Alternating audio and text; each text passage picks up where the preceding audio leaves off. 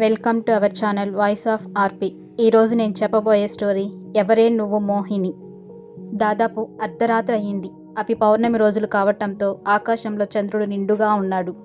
చంద్రుడి నుండి వచ్చే కాంతి కారణంగా అంత చీకటిగా లేదు. సముద్ర తీర ప్రాంతంలో ఉండే ఒక రాళ్ల గుట్టపై నుండి ఆకాశం వైపే చూస్తూ ఉంది ఒక అమ్మాయి.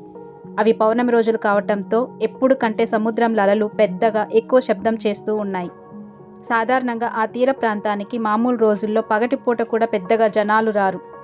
అలాంటిది రాత్రి సమయంలో, పైగా పౌర్ణమి రోజుల్లో అస్సలెవ్వరూ రారు.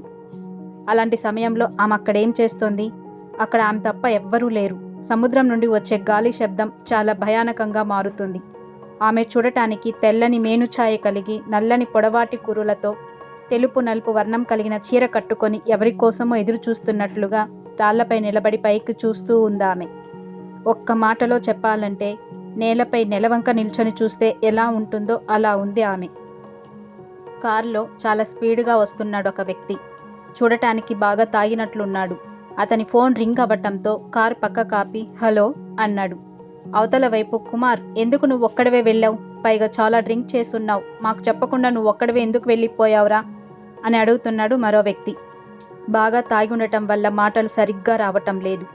ఆపరా, మీరందరూ గర్ల్ ఫ్రెండ్స్తో వచ్చారు. నేను సింగిల్గా వచ్చానని నన్ను ఇన్సల్ట్ చేశారు కదా. చూడండి, ఇంకో గంటలో కత్తిలాంటి అమ్మాయిని తీసుకొని రాకపోతే ఈ కుమారుగాడు అంటూ ఫోన్ కింద పడేస్తాడు. ఫోన్లో నుండి ఆ వ్యక్తి కుమార్ కుమార్ అని పిలుస్తూనే ఉంటాడు. కుమార్ మళ్ళీ కార్ స్టార్ట్ చేయబోతూ దూరంగా రాళ్లపై ఒక అమ్మాయి నిల్చొని ఉండటం చూస్తాడు. చూడగానే మొదట దెయ్యం అనుకొని తాగిన మత్తు కాస్త దిగిపోతుంది. గొంతు తడి ఆరిపోతుంది. గుటకలు వేస్తూ ఆమెను చూస్తూ ఉండిపోతాడు. కాసేపటికి ఆమె కిందకి వచ్చి నాట్యం చేస్తుంది. నిండు జాబిలి వెన్నెల కాంతుల్లో ఆమె పురి విప్పిన నెమలిలా కనిపిస్తూ నాట్యం చేస్తూ ఉంటుంది. కుమార్కి ఆమె దెయ్యం కాదని అర్థమవుతుంది. మెల్లగా కార్ డోర్ ఓపెన్ చేసి చేతిలో వైన్ బాటిల్ పట్టుకొని ఆమె వైపు వెళ్తాడు. ఆమె కుమార్ తన వైపు రావడం గమనిస్తూనే ఉంది. కానీ ఆమె అతన్ని పట్టించుకోనట్లుగా నాట్యం చేస్తూనే ఉంటుంది. ఆమె ఆపగానే కుమార్ క్లాప్స్ కొడుతూ వావ్, చాలా బాగా చేసావు బ్యూటీ అంటూ తూలిపోతూ ఉంటాడు. ఆమె అతనిని పడిపోకుండా పట్టుకుంటుంది. ఇట్స్ ఓకే, నేను బాగానే ఉన్నాను. నువ్వు ఈ టైంలో ఇక్కడ ఏం చేస్తున్నావు అని అడుగుతాడు. ఎదురు చూస్తున్నాను. కుమార్ వైన్ తాగుతూ ఎవరి కోసం అని అంటాడు. నీ కోసమే. కుమార్ అనుమానంగా చూస్తూ మత్తుగా నా కోసమా అని అడుగుతాడు. ఆమె చిన్నగా నవ్వుతూ నా ఉద్దేశం మీలాంటి బాటసారుల కోసం అని అంటుంది. కుమార్కి ఏదో అర్థమైనట్లుగా ఫేస్లో ఎక్స్ప్రెషన్స్ మారుస్తూ చూస్తే నీకిది మొదటిసారిలా అనిపిస్తుంది అని అంటాడు. అవును, నేను మొదలు పెట్టబోయే పనికి ఈరోజే ముహూర్తం పెట్టాను అని కొంచెం గంభీరమైన స్వరం కలిపి అంటుంది. అంటే నేనా మొదటి వ్యక్తిని అంటావా అని అడుగుతాడు కుమార్.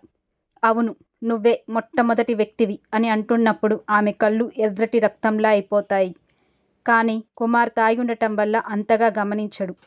పద వెళ్దాం అని ఆమె చెయ్యి పట్టుకొని కార్ దగ్గరికి తీసుకొని వస్తాడు కుమార్. నా ప్లేస్కి వెళ్దామా అని అడుగుతాడు. కొత్త ప్లేస్లో నాకు అంత కంఫర్ట్గా ఉండదు. మనం నా ప్లేస్కి వెళ్దాం అంటుంది. Kumar driving seat door open చేయగానే మీరు తాగి ఉన్నారు కాబట్టి కార్ నేను నడుపుతాను అంటుంది ఆమె. కుమార్ సరే అంటూ ఆమెకు కార్ తాళాలు ఇస్తాడు. ఆమె కారు నడుపుతుంది. కుమార్ తన చేతిలో ఉండే వైన్ బాటిల్ అయిపోయే వరకు తాగుతూనే ఉంటాడు. మత్తు కారణంగా ఆమె ఎటు తీసుకొని వెళ్తుందో గమనించడు. కుమార్కి మళ్ళీ ఫోన్ మోగుతుంది. కుమార్ ఫోన్ లిఫ్ట్ చేయగానే కుమార్, ఎన్నిసార్లు కాల్ చేయాలి? ఆన్సర్ చెయ్యవేంటి? ఎక్కడ ఉన్నావని అడుగుతాడు కాల్ చేసిన వ్యక్తి. స్వర్గానికి కొంచెం దూరంలో ఉన్నాను, నన్ను డిస్టర్బ్ చెయ్యకు, ఫోన్ పెట్టేయ్ అంటూ కాల్ కట్ చేసి మొబైల్ స్విచ్ ఆఫ్ చేసేస్తాడు కుమార్. మత్తుగా ఆమె వైపు చూస్తూ నీ పేరేంటి బంగారం?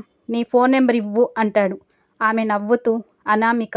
నా నెంబర్ ఎందుకు అని అంటుంది. మళ్ళీ నిన్నెప్పుడైనా పిలవాలి అంటే అంటూ ఆమె భుజాలపై చెయ్యి వేస్తూ అంటాడు. ఆమె కుమార్ చేతులను పక్కన నెడుతూ నువ్వు మళ్ళీ పిలవాలనుకున్నప్పుడు కదా అంటూ నువ్వు ఉంటే కదా పిలవడానికి అని మనసులో అనుకుంటూ ఒక పెద్ద బంగ్లా ముందు ఆపుతుంది. అప్పుడే వచ్చేశామా అంటూ కుమార్ బయటకి వచ్చి ఆ బంగ్లాను చూసి ఏంటుంది ఇలా ఉంది అంటూ చుట్టూ చూస్తాడు. అది ఒక పాడుబడ్డ బంగ్లా. అక్కడ చుట్టూ ఎటు చూసినా చెట్లు, అంతా వెన్నెల కాంతిలో కూడా చిమ్మ చీకట్లు కమ్ముకున్నట్లుగా ఉంది ఆ ప్రాంతం. కుమార్కి మెల్లగా మత్తు వదిలిపోతూ ఉంటుంది. అనామిక అంటూ మెల్లగా పిలుస్తాడు. కానీ ఆమె పలకదు. కానీ వెనక నుండి ఏదో శబ్దం వినబడుతుంది. అనామిక అంటూ మెల్లగా వెనక్కి తిరిగి చూస్తాడు. ఇంతవరకు నేలపై నెలవంకలా కనిపించిన అమ్మాయి ఒక్కసారిగా సగం కాలిపోయిన ముఖంతో, వికృతంగా ఎర్రటి నెత్తుటి కళ్ళతో క్రోధంగా కుమార్ వైపు చూస్తూ కనిపిస్తుంది. ఆమెను అలా చూడగానే కుమార్ స్పృహ కోల్పోయి పడిపోతాడు. తర్వాత కుమార్కి ఏమైంది? అసలు ఎవరో అమ్మాయి? ఇలాంటి మరింత కథను తెలుసుకోవటానికి ఛానల్ని సబ్స్క్రైబ్ చేసి వీడియోని లైక్ చేసి నెక్స్ట్ వీడియో కోసం ఎదురు చూస్తూ ఉండండి. Thank you for watching.